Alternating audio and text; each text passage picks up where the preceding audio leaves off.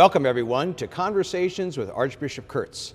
We have a new season here, and after a rainy summer in the Ohio Valley, we've taken conversations on the road again. And this time we're in one of our parishes, the parish with our longest name, the Basilica of St. Joseph Proto-Cathedral. That's a lot of words, and you're going to hear more about that later in the show. But Basilica, a royal church. St. Joseph, the patron saint of our diocese.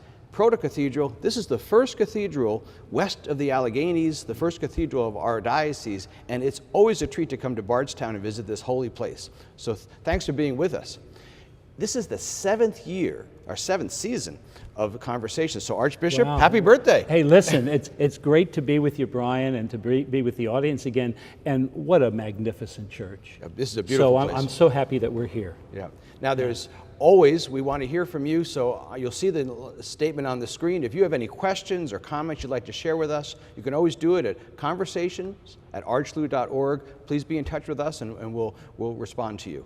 Archbishop, there's been many events. There's been lots of scheduled things that have happened in the last few months. I want to talk about several of them with you today. We could probably make this a 2-hour show. Yes, yes. We certainly have the wonderful encyclical from our Holy Father. We're going to talk about that. You've traveled to the Ukraine. We've had the significant Supreme Court rulings and all sorts of things related to our Holy Father, from a visit here to the Synod. So let's talk about several of these. Maybe start with the first two. The Holy Father's encyclical. You know what, Brian, right at the end of June, the timing was perfect, because the day before I left for Ukraine, we had actually the rollout of the Pope's encyclical Laudato Si. A great encyclical. I know later on we'll be talking more about it, but really our Holy Father is telling us that as part of our faith, we need to be concerned for every human being, and we need to be concerned about our home, about what kind of home will we leave for future generations, the earth. So it's a wonderful, and it's a beautiful document. I hope people will have a chance to read it. I'll be happy to do it. Ukraine. Yeah, it must have been on your, the encyclical might have been, what a setup for your trip. Well, it really was, because as the president of the Bishops' Conference, at least twice a year, I try to do a fraternal visit. And Ukraine is just, first of all, so torn apart. The people are beautiful, the land is beautiful, but first of all, for 80 years, the church has been persecuted. That's why we've had this collection for the help of the church in Eastern Europe. And in a big way, also, there were humanitarian efforts. About, I guess about 2 or 3% of the population of Ukraine, because of the conflicts, have been dislocated out of their homes. So we'll have a chance later to talk a little bit about it, but I hope we can take an interest beyond ourselves and our archdiocese and know that the church means that Christ wants us to be concerned about our brothers and sisters, in this case, in Ukraine. You know, one of the benefits of you being the president of the Bishops' Conference is these trips, and the benefit I'm referring to is you get to teach us about parts of the world that not many Kentuckians will ever see and probably don't hear even a lot about. Well, I learn myself, and you're right. It's good to learn together. It teaches us about the worldwide community and the needs that are out there. So thanks for going, but also continue. We'll be listening for when you can teach us about that some more. Okay. Earlier this summer, we had the significant Supreme Court case on the question of marriage. Talk to us about that, if you would. Well, you know, and it's caused a lot of confusion, of course, in people's minds. Well, what do I do? The church's teaching is very clear. First of all, following Jesus Christ, our church says, be kind and respect the dignity of every human person. So that's a given. The church also says, continuing the work of Jesus and his teachings, be aware of the great gift of marriage as the union of one man and one woman. Of course, that is now not the law of our land, but it is the teachings of our church. So we seek now to do both.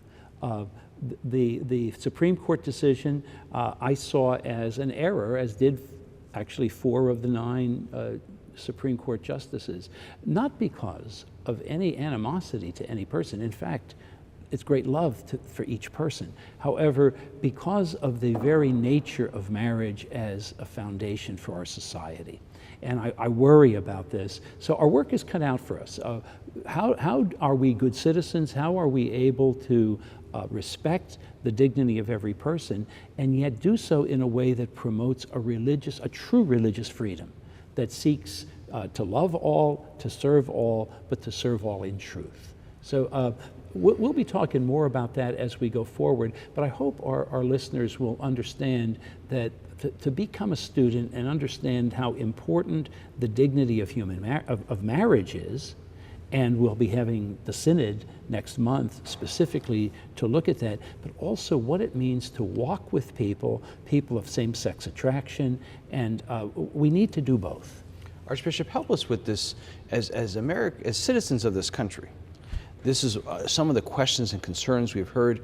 They say, so if the law changes, is the church going to change its teaching? Yeah, that's often the question, and of course we know, even with other examples of a respect for the dignity of human life, from the child in the womb until natural death, often we consider a law not to be a just law. That doesn't mean that in any way we don't seek to help and love people, but we need to find ways to convey and really to persuade that the teachings of our church that are based on a sound foundation of a good society, of the common good, are things that we can promote. We need to do it, though, in a peaceful, calm, and compassionate way. Terrific. You know, our Holy Father is known for that peaceful, calm, and pastoral way. And in the coming weeks, we have a couple of things.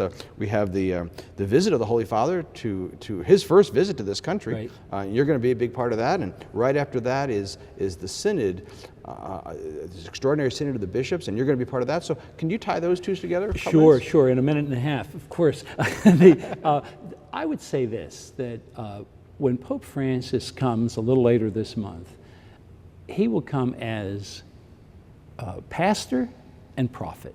He'll come as a pastor of souls. Like any good pastor, he wants to show the love of Jesus Christ for the people he's meeting, and to both teach and learn from us. And secondly, as a prophet, I always remember somebody saying, what did a prophet do? Announce the truth and would comfort the afflicted and afflict the comfortable. Yes, we've heard yes, that. yeah. So in some ways, he'll talk about the throwaway society. And we have been blessed in the United States with so much, and yet he will call us, I know, to an increased generosity. That's good for us, Brian. This is good not only for the church, but I think it's good for our society. Very good. And on the heels of that, after him coming here, you'll go visit him. Yes, exactly. And get ready for the Synod. We'll be in Rome. I'll be in Rome for 4 weeks, actually. It'll be the week of the curial visits, and then 3 weeks for the Synod, in which we will take a look at both the vocation and the mission of the family. There will be concrete recommendations, and I hope in future sessions, when I come back from the Synod, we'll have a chance to return to that. Now, we have a lot to pay attention to then in this period of time. How about, before we wrap up this segment, what should we really pay attention to? Well, I think the important thing is the media is our friend, but the media can only give us so much. We have to be students. Okay. We have to take an interest in the documents, and thank God for the computer, and thank God for the Archdiocese of Louisville website. The record, too. And the record, absolutely. That's right. Thank you, Archbishop, and thanks for being with us for this segment. Stay tuned. We'll be right back with another segment of Conversations with Archbishop Kurtz.